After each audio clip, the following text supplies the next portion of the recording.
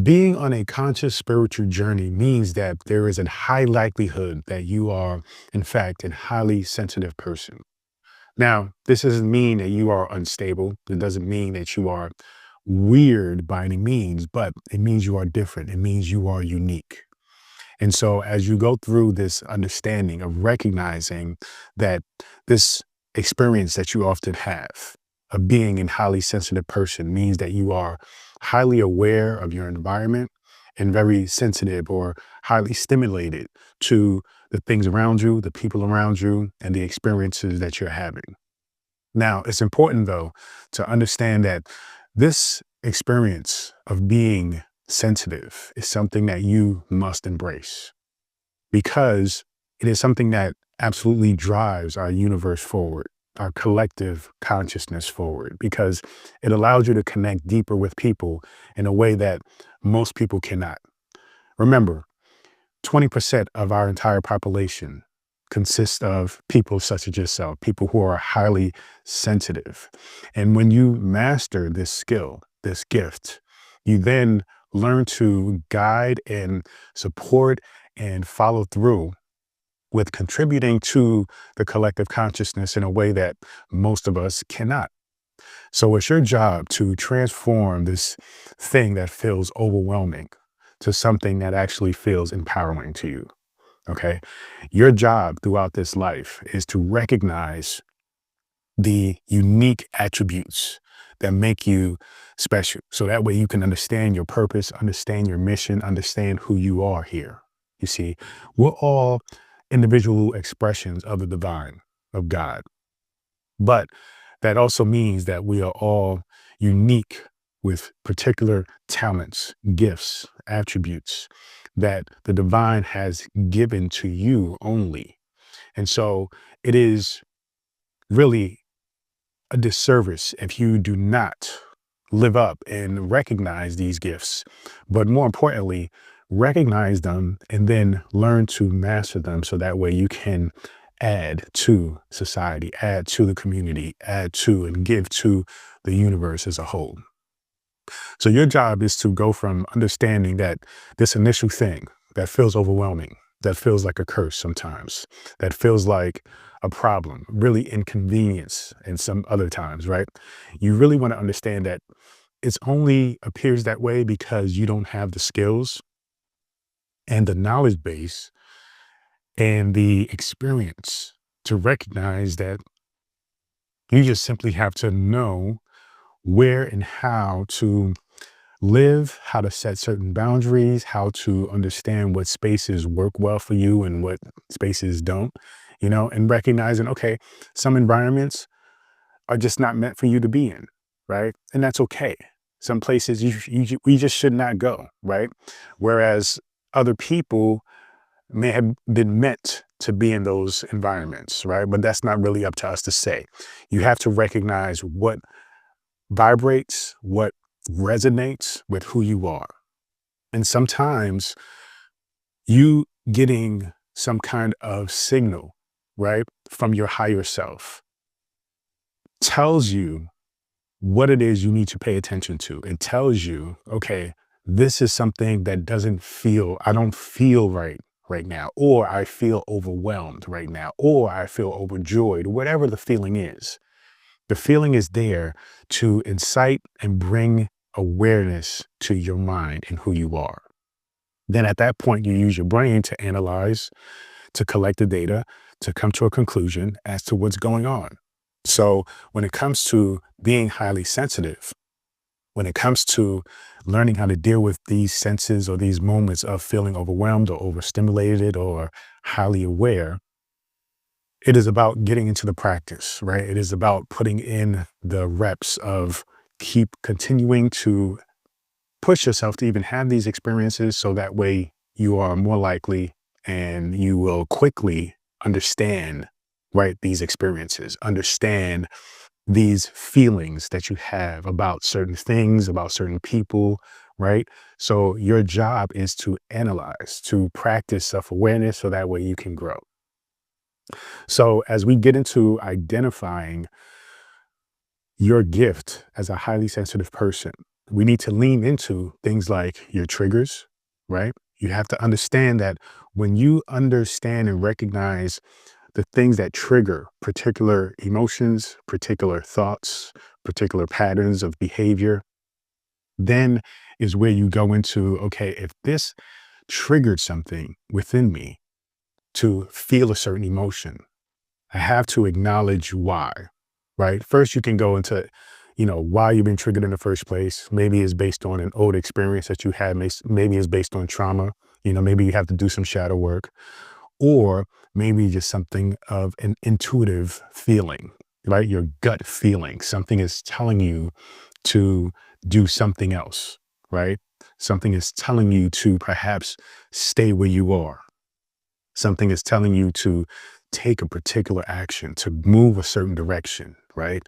To be quiet, to, you know, say something, to get up on stage, randomly, whatever the case may be. You have to learn how to embrace that feeling, trust that feeling, because that feeling is coming from your higher consciousness. That is something guiding you, right? That is something like a compass directing you toward your true north. So you have to understand that and just continue to play with it so that way you can really identify what it is that's going on. That's the only way you're going to learn, right? So don't get caught up in the trying to be perfect, trying not to look silly, because the truth of the matter, even if you do look silly, most people are going to forget about it anyway, right? But the most important thing is you go through the trials and errors of practice, of learning. That's what training is about. You're going to train yourself to master this gift that you have of being highly sensitive. So recognizing your triggers is a very important tool toward personal transformation and empowerment. Most times we look at triggers as burdens, as signs of weakness, that we have trauma, that we have to work on our inner child, things of that nature. But sometimes the triggers are actually a benefit. The triggers are actually there by divine guidance, right? To support you, right? Not something that is just about recognizing that you have to heal aspects of yourself. So understand and change what you and how you look at what is identified or defined as a trigger for you. Okay. Because it may not be something that you think is always negative. All right. So you want to learn how to understand these triggers and these moments where you're feeling you know, highly aware, overstimulated. You may be feeling overwhelmed. It's very important to learn how to practice things that are going to settle you, right? To calm your nervous system, to bring you back down, to ground you, so to speak. Okay. Because when you feel a sense of high stimulation and you don't have the tools to relax, then it can result in you having a panic attack, right? It can result in you having a breakdown. You can basically shut down, just like when we think about old school movies of robots and, the way they used to try to beat the robot is they would overstimulate it, right? Give it too much things to consider and think about. And it would just kind of be overwhelmed and it would explode.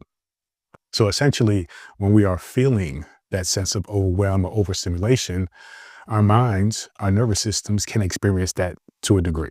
Okay. Your job, though, is to learn how to calm that down, right? How to really regulate your nervous system, your emotions, your thoughts, so that way you can bring yourself to a space where you're not identifying or attached to this overstimulation that you're having, but you are learning to a degree, distance yourself and recognize that though you are having these sensations and these experiences, they are not you. Okay. So meditation is a big one because meditation does exactly that. It allows you to train and help you to recognize the separation between yourself and the things that are happening, right? Through you, right? By way of you. So in other words, your emotions, your experiences, your thoughts, they are not you.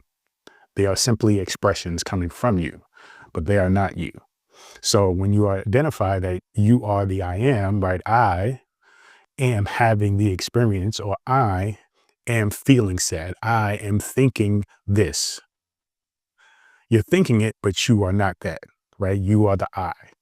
So when you recognize that you are the I, So the more you practice meditation, the more you get into identifying that you don't have to be connected to these things. Okay. It's a choice. That is an empowering feeling. So meditation is very important. Another thing is grounding. Grounding is very important, very easy, very practical. You may look silly depending on where you are, because if you're in a public place, taking off your shoes and walking in the grass may appear weird to some people, but who cares? It's really not as weird as you think, because most people nowadays, we do it a lot. So if you take off your shoes, you find some nice clean grass, and you just simply stand there, sit there, just relax for a moment, visualize yourself letting go of all of those, sensations, all of that charge of energy, right? That overstimulation, and allow it to sink down into the earth, into the ground. Okay. Do some deep breathing and just visualize that energy dropping down into the earth, because essentially that's what it's doing. Now, breathing is a very important thing because it's something that we're constantly doing, right? I hope so. So when you are breathing, you want to be conscious about how you're breathing in terms of breathing in a way that allows you to relax into your body. Whereas most times when people are breathing, they're breathing high up in their lungs, they have tension in their shoulders, and yet they're still not relaxed. You want to understand that breathing should be happening more in the abdomen, okay? Not so much in the ribs, because the lungs, the biggest part of the lungs, is actually lower down toward our abdomen and our diaphragm. So when you breathe, don't focus on breathing and expanding your chest. Focus on breathing and expanding your diaphragm, right? The mid part of your torso, right? Or even your abdomen. That is where you want to focus on the expansion of your lungs, your chest, your lower chest, your abdomen. That's where you want to focus the movement of your breathing to happen. All right. Then as you're breathing, you're focusing on transferring and transforming energy. So you can breathe in and visualize breathing in positive energy. You can breathe out, visualizing the negative energy leaving you. All right. You can do a technique that I like to do, where I'm just simply counting to 5. So I breathe in 1, 2, 3, 4, 5, hold it for 5 seconds, breathe out 1, 2, 3, 4, 5, hold it for 5 seconds, and just continue to do that over and over and over again. If it's uncomfortable to do it for the count of 5, do it for the count of 3 or even 4. All right. Very simple techniques, but these are techniques that is going to help you to ground yourself and really lower the sense of overwhelm that you may be having, because we definitely don't want you to be anxious, to shut down, to have a panic attack or anything like that. So being mindful and and you can always come up with your own way of coping with all of these sensations and these feelings that you're having. Your job really is to get into shifting from recognizing that this is a burden to really truly understanding that it is a blessing. Okay. Because it's really about perspective. When you recognize the perspective of that which you are experiencing is what determines the experience, then that changes everything.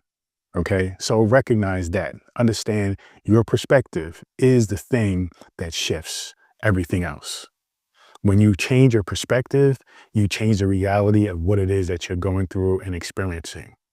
So you just simply have to look at this sense of being so receptive, right? So attractive when it comes to all of these energies, this stimulation, and recognize that, okay, well, I have to change from feeling a sense of overwhelm to feeling a sense of abundance, right? Feeling a sense of being attractive to attracting things toward me.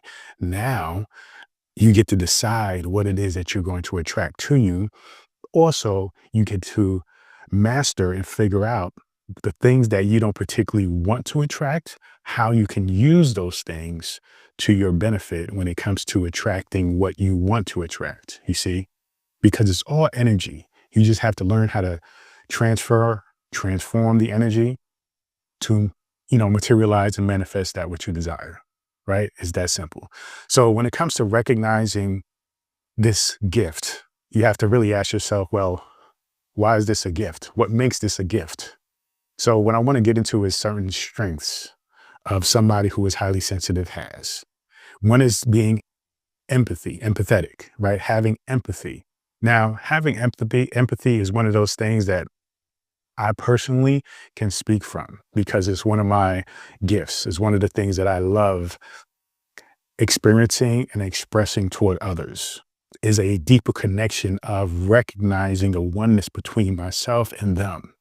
And then identifying there's a sense of love and connection between us because we are having a spiritual, we are a spiritual being having a human experience on this planet that shouldn't be, taken for granted or discredited. Like we should like really get into like this thing called life that we're experiencing, right? It's a connection that we're experiencing. So when we get into recognizing people and seeing them, then it breaks down so many walls and people get to feel it and they get to feel accepted and they get to feel loved. Now, it can be even a complete stranger.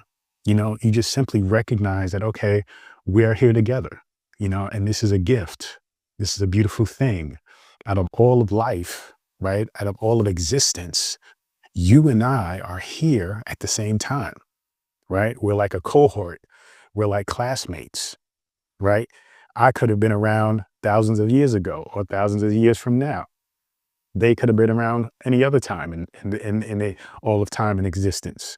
But now is the time. Okay. So now we're sharing this experience together of life in this particular time and space. So therefore, we're almost like cohorts, classmates, brothers and sisters, whatever you want to identify it as. But nonetheless, we have on a very super conscious level chose each other to be a part of each other's life, even if it's in just simply recognizing that we are here together in this time and space. So empathy is a big power. Big power is one of those things that pretty much will allow you to create deep connections with people, right? Understand yourself on a deeper level, but also learn to understand how we create together, right? Creating is way more effective and powerful when it's done together. So with empathy, you really understand how powerful and how amazing we are collectively than versus being by ourselves. So another thing another strength that you get when you're a highly sensitive person is creativity. Creativity is one of those things that's very important. Now, we are all creators, right? So I don't want to get it twisted. We are all creators. We are all creating our reality. We're all creating our universe. But the thing is, some people have an ability to create from a artistic level, right? They can create art. They can draw somebody, right? Down to a T without any formal training. They can build something. They can just do something. They can look at something and already understand how things work, right? That takes an amazing creative mind, right? Not all of us have that skill. And so when you are somebody who is highly sensitive, there are abilities that you have that allow you to tap into this creative power that we all have on a completely different level. This can be simply called your talent, right? And if that talent is also in sync with your passion, then that is a thing that perhaps I would say is meant for you to do. And all you have to do is just focus on that thing. And that is your job, basically. That is your purpose. That is why you are here. And if you don't go that route, then usually it results in a pretty tough life because you're not living in alignment of who you really are, right? Now, I get it. Sometimes you're talented at something, but you're not passionate about it. I understand that. But when you are talented and passionate, but yet you have these self-sabotage, patterns and these belief systems that limit you from understanding that this is what you're supposed to do and that you can be highly successful doing it, then life is going to be pretty tough for that person, right? But anyway, creativity is one of those things that highly sensitive people tend to have more of than others. All right. And then finally, an attention to detail. People who are highly sensitive see things that other people don't see because you are picking up on it, right? That's part of who you are as a highly sensitive person. You're able to see things that nobody's seeing, feel things that nobody's feeling, understand something is missing that other people cannot gather yet, until after the fact, until you have pointed it out. So you have a multitude of strengths that allow you to be highly practical in life and highly, valued in society. So when you recognize that, then you start to see that you're right. This is not a burden. This is actually a gift. This actually is a superpower. And your job is to actually learn to master this superpower. And you get to master it by letting yourself experiencing it. But you have to let yourself experience it while utilizing the coping mechanisms that we talked about, right? Grounding, meditation, breathing. Those simple things are going to get you the most profound results because they are going to allow you to continue to experience this thing more and more and more. Then you have to get into the playfulness of it. That's very important, right? Treat this as a game. Many times when we are overwhelmed and we're experiencing this aspect of who you are, and you're coming from a point of view or a perspective that this is a burden, this is a curse, then you try to avoid it. You try to prevent it from happening. What I invite you to do is encourage it to happen. Play with it. Understand that this is a gift. And you have to go through the initial training boot camp, the toughness, and recognizing, okay, this is what I have to do to get stronger at this, right? Stronger in your understanding, stronger in your recognition of this divine gift that was given exclusively to you. So when you identify that, that shifts your whole perspective, and that allows you to see, okay, this is who I am. This is who I need to be. This is something I must embrace to allow myself to live the life that I really want to live, right? To live fulfilled, happy, and joyful. So when you continue to do this, I guarantee you, right? But really, you should guarantee yourself the success and the understanding of tapping into your true nature and coming into the self-realization of who you are.